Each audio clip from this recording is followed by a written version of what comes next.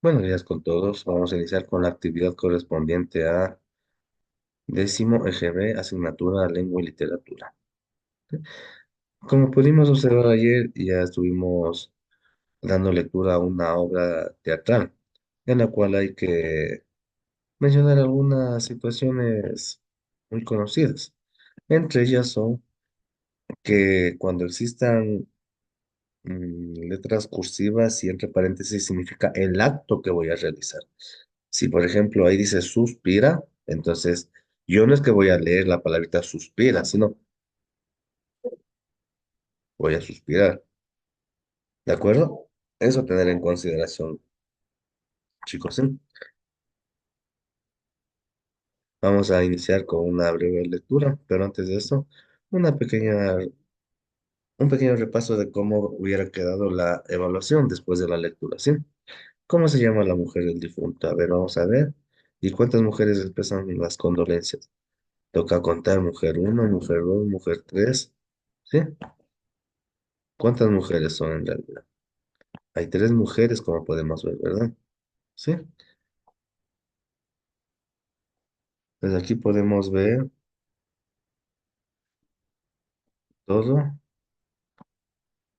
lo que sería la lectura en este caso. ¿Sí? Mira, ¿ok? Aquí dice mujer uno, mujer 2, mujer 3. Entonces, sobre esa base ya tenemos el número, tenemos algunas respuestas, ¿sí? Que la ayuda pide abanico negro. Todos sabemos que el negro es un símbolo del duelo, ¿sí? ¿Qué significa expresión? Andar a otras cuevas a criticar que cada persona vaya a conversar a su lugar que le corresponde. ¿De acuerdo? Y aquí, ¿cuál será? Así en este caso ya tiene que ver, que responder ustedes. ¿Qué opina de la actitud dominante? ¿Sí? Entonces, una vez mencionados esos pequeños tips, vamos a realizar una pequeña lectura del tema estructura interna, ¿sí? De la obra teatral. Se refiere a los aspectos de la obra que ayudan a desarrollar el argumento teatral, en consideración a que no hay narrador, como el de un texto narrativo, y el público debe comprender y vivir las emociones, tal como lo ha planteado el autor de la obra. En principio, toda obra del género dramático presenta ejes fundamentales, a partir de los cuales articulan la estructura interna y externa. ¿Qué es lo que quiere decir aquí? Hay distintas partes en las cuales se diferencia cómo va dentro de la obra teatral y cómo se la debe percibir desde afuera. ¿Sí? Y aquí hay algo muy importante en lo que es el teatro, el drama. No hay narrador. Las personas actúan según el papel que ya saben.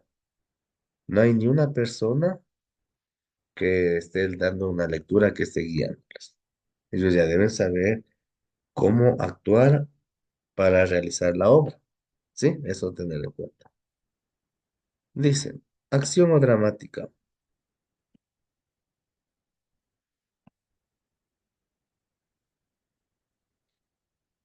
Acción dramática es el desarrollo de la historia que ocurre ante los ojos de los espectadores.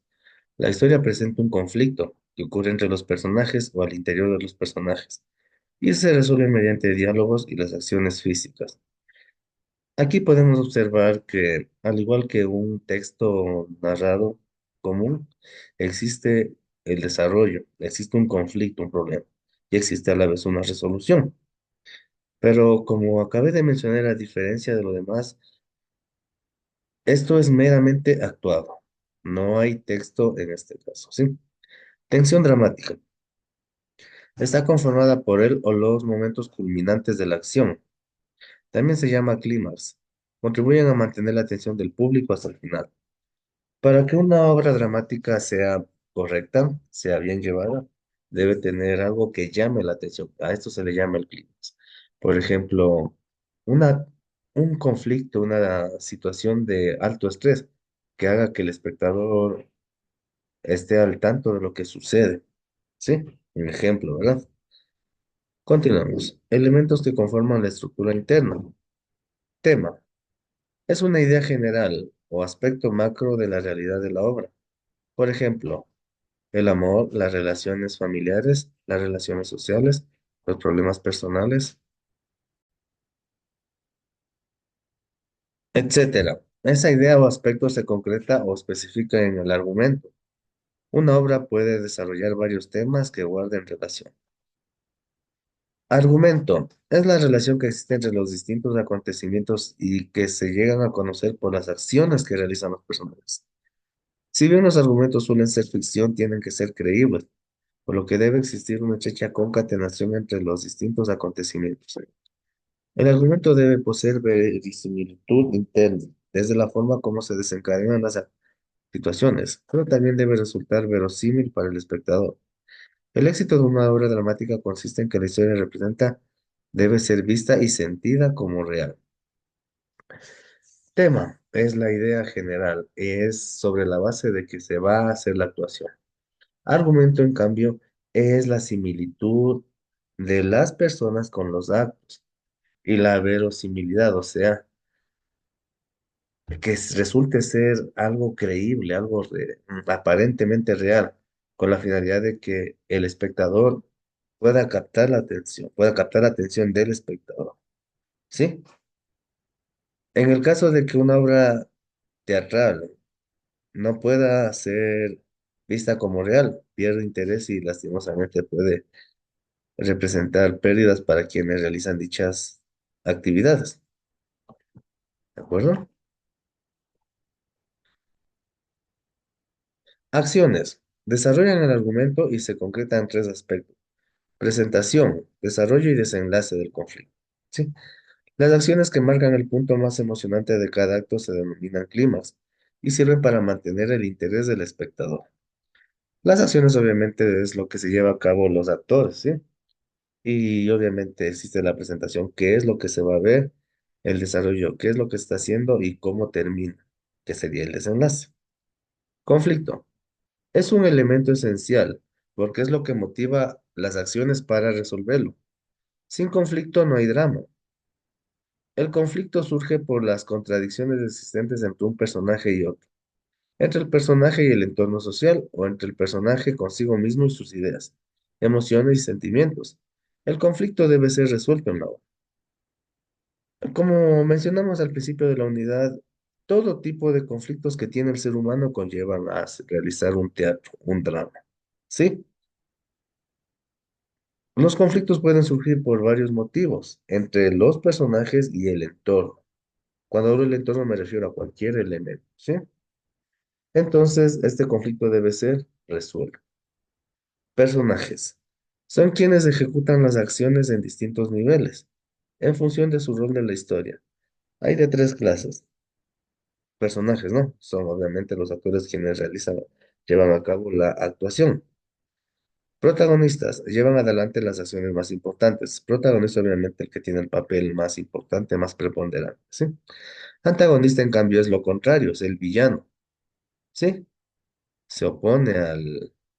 Y secundario complementa el desarrollo, o sea, el extra que podemos ver por ahí realizando dicha actividad.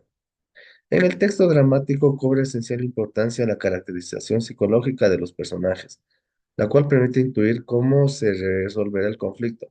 Se refleja en actitudes y en palabras de protagonistas y antagonistas. ¿Qué es caracterización psicológica? La forma de actuar, de pensar, de intervenir de los personajes. Por lo común, el protagonista debe, en un drama, debe tener tendencias correctas. Lo contrario que el antagonista, ¿sí? Espacio. Determina el universo literario al que se refiere la obra. Trasciende el espacio físico o el escenario. Así comprendemos que el contexto al que se refiere. Cuando hablamos de espacio, no solo se refiere a un espacio físico, si hablamos de un conflicto interno entre el personaje y nosotros hablamos de una introspectiva, hablamos de la parte interna del ser humano, ¿sí? Tiempo. Lo entendemos en tres sentidos. Evocado o escénico, que transcurre en la historia. Interior se desarrolla para los personajes que realizan sus acciones. Y cronológico es lo que dura la representación. Evocado es el tiempo de la historia, en la escena, ¿sí? Interior no necesariamente se encuentra en el tiempo general, sino puede ser que el personaje desarrolla para sí mismo y obviamente ya no consta como tiempo porque un pensamiento es rápido, es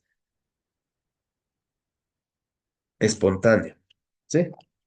Cronológico. Y obviamente cronológico lo que dura la presentación, ¿de acuerdo?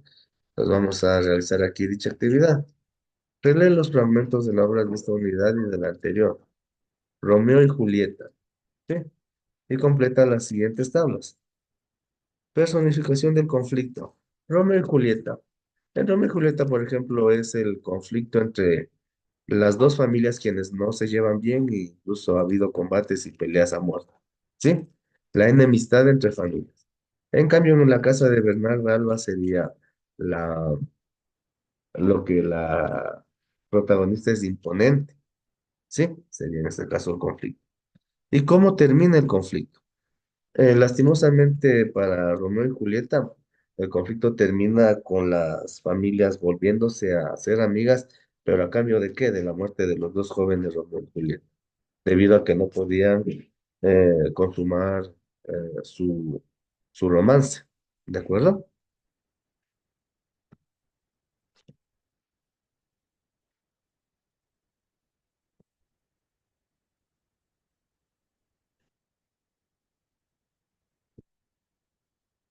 El tema, vamos, aquí hablamos de un enfermo imaginario, ¿sí? ¿De qué estamos hablando aquí? ¿Cómo quedaría? Puede ser más de uno. Aquí hablamos de Romeo y Julieta, podría ser el tema un amor imposible o el amor vence todo, un ejemplo, ¿verdad? Aquí vamos a ir cambiando los temas, ¿sí? Acciones. Romeo aludiendo a los guardias para poder ver a Julieta. Aquí vamos a ver una acción, o sea, ¿qué es lo que están realizando? Eso se llama acción, ¿sí? Los personajes, obviamente, quienes intervienen en la obra. El tiempo evocado sería el tiempo en el que sucede dicho evento. Romeo y Julieta, por ejemplo, está evocado al siglo XVII en este caso, ¿sí? Y el tiempo interior no se expresa en años y meses, sino podría ser el suspiro, el pensamiento de Romeo en este caso, o de Julieta, ¿sí? Porque es algo corto, como se les menciona. Y aquí vamos a ver, igual respondiendo a las preguntas, ¿quién es el personaje antagonista? O sea, el enemigo con quien es el villano, ¿sí? ¿Quiénes son los protagonistas y los antagonistas de Romeo y Julieta? Esto es mucho más fácil. Eran los padres de los jóvenes, porque eran los enemigos, no permitían que el amor de ellos pueda prevalecer, ¿de acuerdo? Y de igual manera vamos a completar esto con las diferentes actividades. Por favor, cualquier duda, no olviden hacernos llegar y estamos prestos a escucharles. Suerte y hasta luego.